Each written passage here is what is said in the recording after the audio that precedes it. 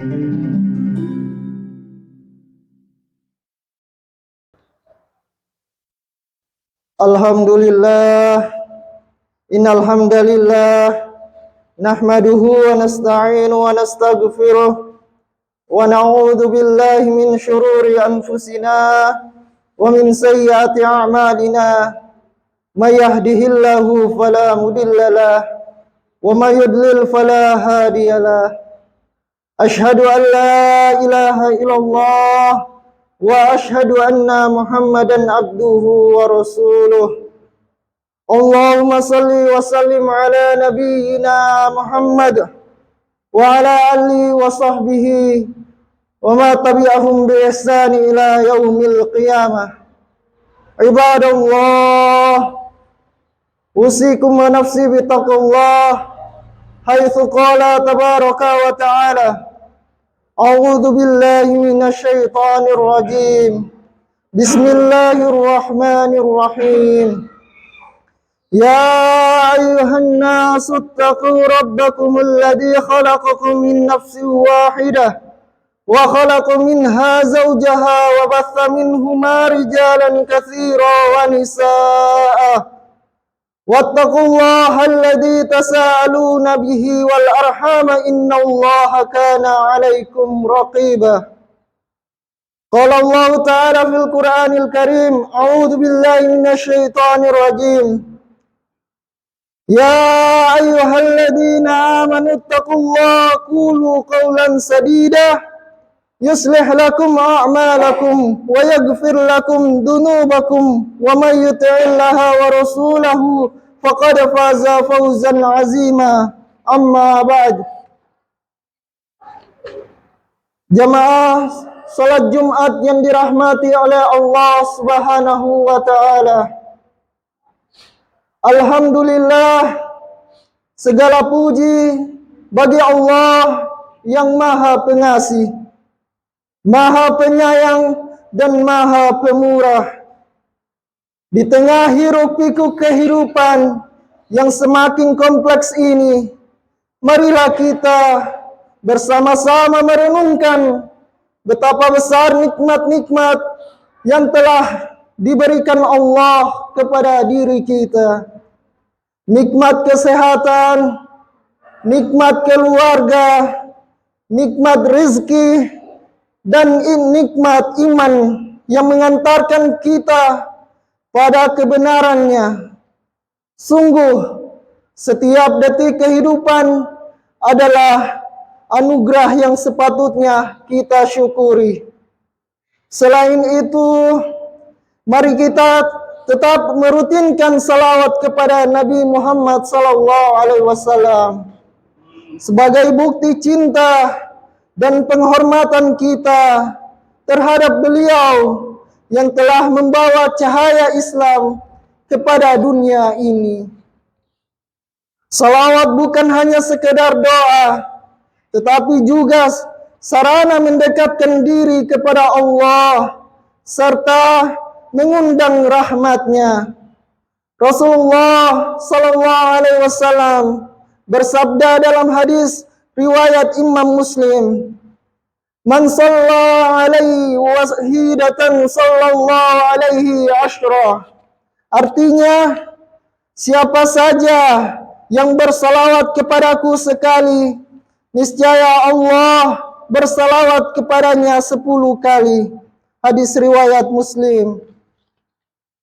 Jamaah salat Jumat yang dirahmati oleh Allah, dalam kesempatan ini Khatib mengingatkan kepada jamaah sekalian bahwa untuk perjalanan menuju ketakwaan yang lebih baik, kita perlu senantiasa memperbaiki diri.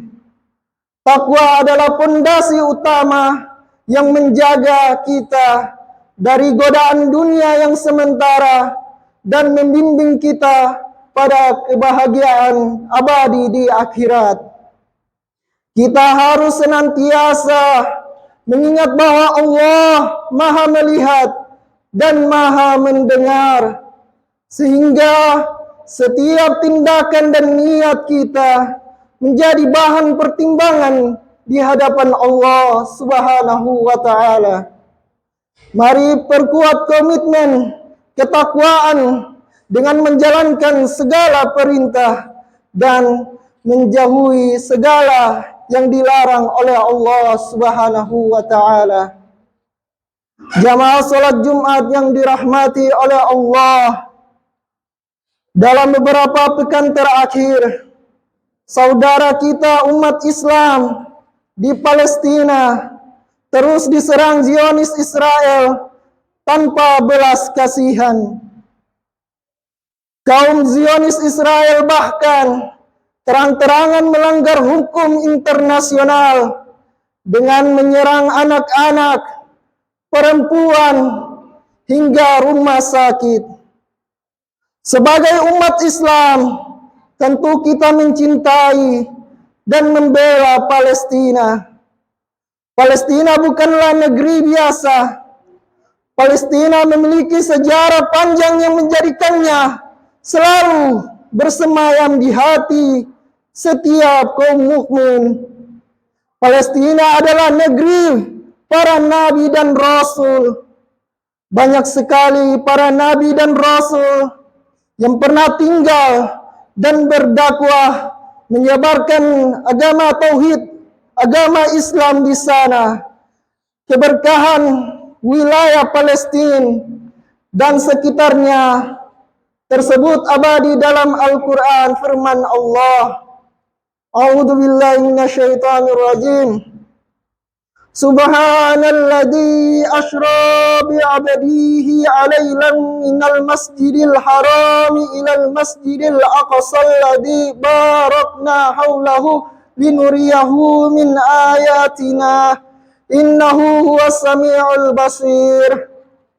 Maha suci Allah yang telah memperjalankan hambanya Nabi Muhammad pada malam hari dari Masjidil Haram ke Masjidil Aqsa, yang telah kami berkahi sekelilingnya agar kami perlihatkan kepadanya sebagian tanda-tanda kebesaran kami. Sesungguhnya Dia Maha mendengar lagi Maha melihat. Quran Surat Al-Isra ayat 1. Penting memahami bahwa Palestina adalah urusan umat Islam seluruh dunia. Urusan bangsa Palestina bukan hanya urusan rakyat Palestina semata, namun urusan kita semua. Konflik yang ada di Palestina juga bukan masalah teritorial semata, melainkan masalah eksistensi. Untuk itu, kita perlu peduli kepada saudara kita yang berada di sana. Karena orang beriman saling peduli dan saling mencintai, seperti hadis Nabi Muhammad SAW.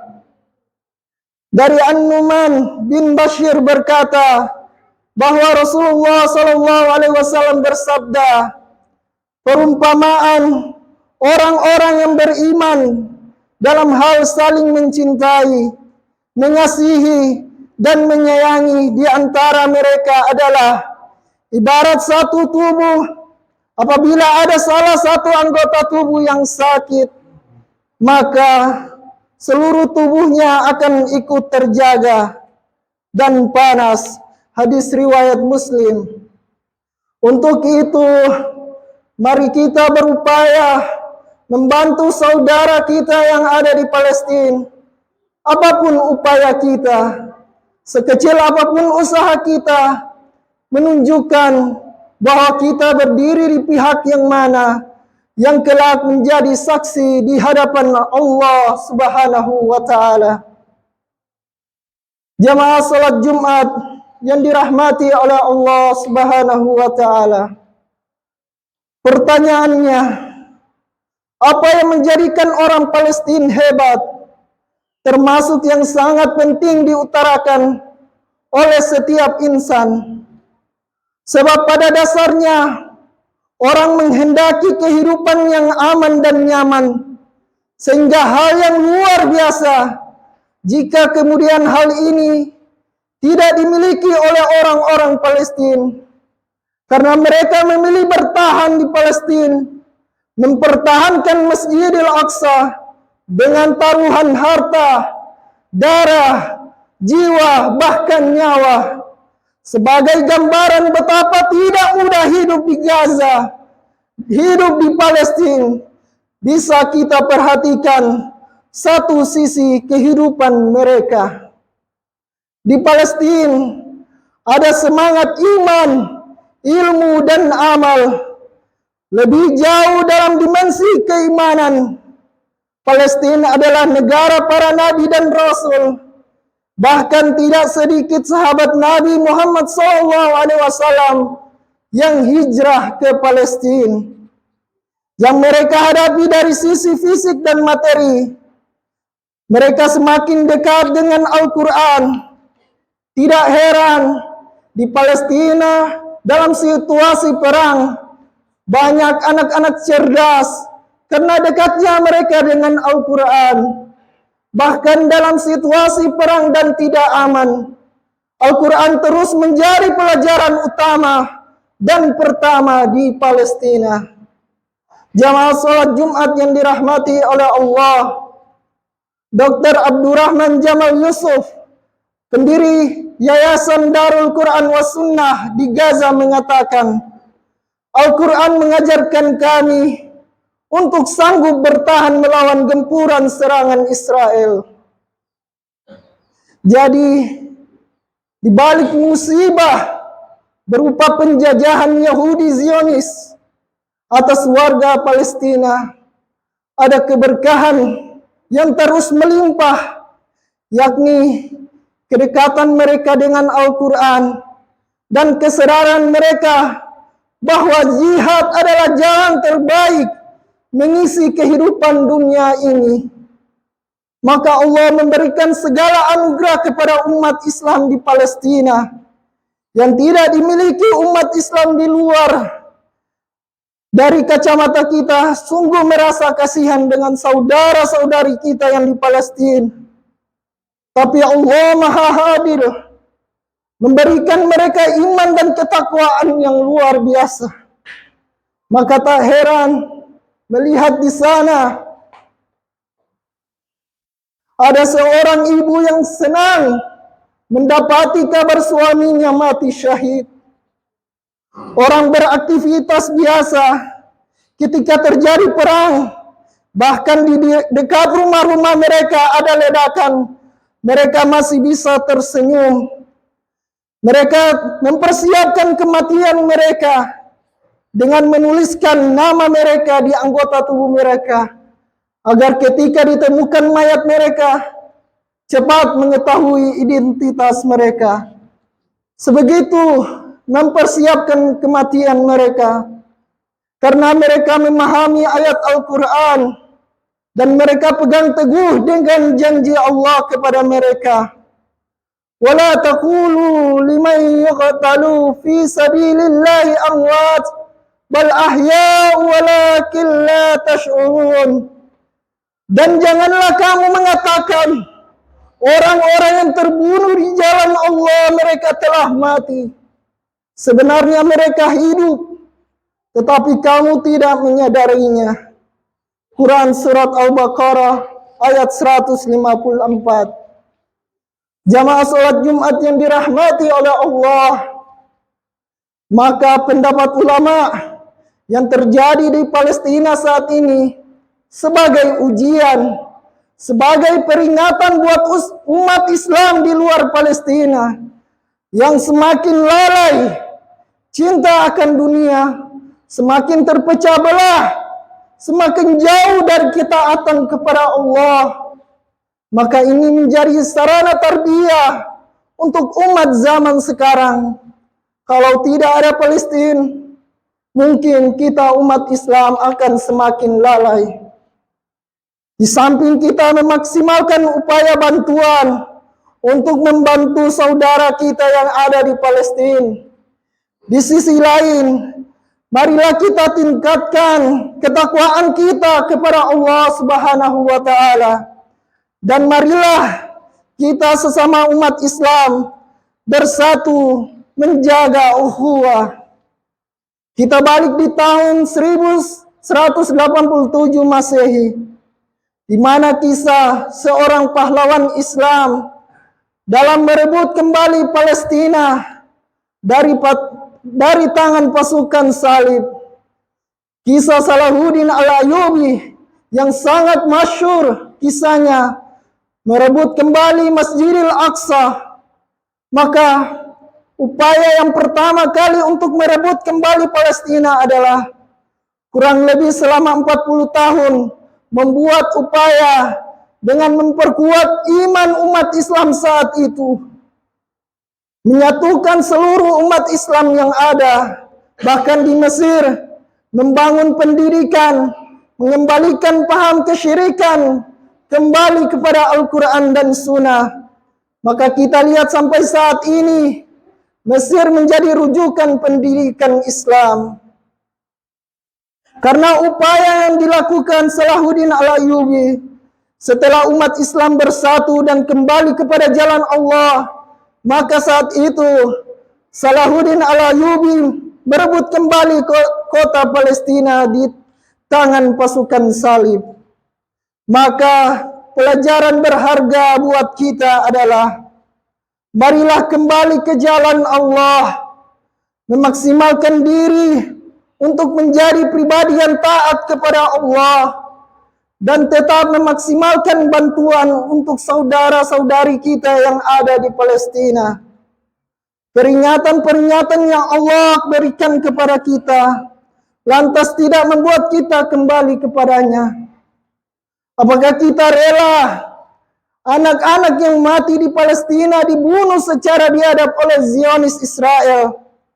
Tapi saat ini umat Islam tidak bersatu, saling bermusuhan karena hanya berbeda pendapat kelompok dan sebagainya. Apakah kita rela kejahatan kemanusiaan, rumah sakit dibom, bayi-bayi ditemukan tidak bernyawa, lantas tidak membuat hati kita untuk kembali kepada Allah? Apakah kita tidak tersentuh dengan kondisi masyarakat di Palestina, tidak makan, tidak minum karena diblokade oleh Zionis, dan saat ini kita tidak tersentuh melihat mereka di sana? Maka upayakanlah dengan kondisi kita saat ini yang tidak bisa berbuat apa-apa, bantulah sekecil apapun itu, karena kelak kita tidak tahu amalan yang Allah ridhoi dari diri kita. Barangkali amalan sekecil itu bisa menjadi syafaat di akhirat kelak. Upayakan diri kita masing-masing untuk menjadi lebih baik dari hari kemarin, dan upayakan terus untuk selalu berdoa kepada saudara-saudari kita yang ada di Palestina. Maka marilah kita jadikan kejadian ini untuk membuka hati kita. Jadikan pelajaran buat kita untuk saling menguatkan, saling mengingatkan untuk memperbaiki diri. Jamaah salat Jumat yang dirahmati oleh Allah Subhanahu wa taala, marilah bersyukur dan berterima kasih kepada muslimin di Gaza, Al-Quds dan seluruh Palestina yang rela bersabar, tabah dan tegar dalam menghadapi penjajahan Zionis Yahudi. Tanpa kehendak Allah, melalui mereka, keikhlasan orang Palestina, mungkin sebagian besar umat Islam telah terlena oleh kesenangan dunia yang menipu, mudah berseteru dengan sesama dan benar-benar kehilangan arah. Untuk itu, marilah terus kita mendoakan saudara kita yang ada di Palestina. Ya Allah, selamatkan dan lindungi saudara-saudari kita di Palestina dan Baitul Maqdis dari orang-orang yang berbuat makar dan para teroris yang sesungguhnya yaitu kaum Zionis Israel. Serta kembalikanlah Al-Aqsa kepada pangkuan kaum muslimin dalam keadaan suci, mulia dan dimenangkan. Ya Allah, muliakanlah kami agar bisa salat dan beribadah di Masjidil Aqsa. Memberikan kami kesempatan dan taufik untuk membantu saudara-saudari kami dari bentuk bantuan apapun, dari segala jenis bantuan moral, media, dan material. Ya Allah, kalahkan para penjajah karena telah melakukan kerusakan di bumi ini. Mereka yang telah bersewenang-wenangan dan orang-orang yang ikut andil membantu mereka. Amin amin ya rabbal alamin. Aqulu qawli hadha wa astaghfirullahal azim li wa lakum wa lisairil muslimin fastaghfiruh innahu huwal ghafurur rahim.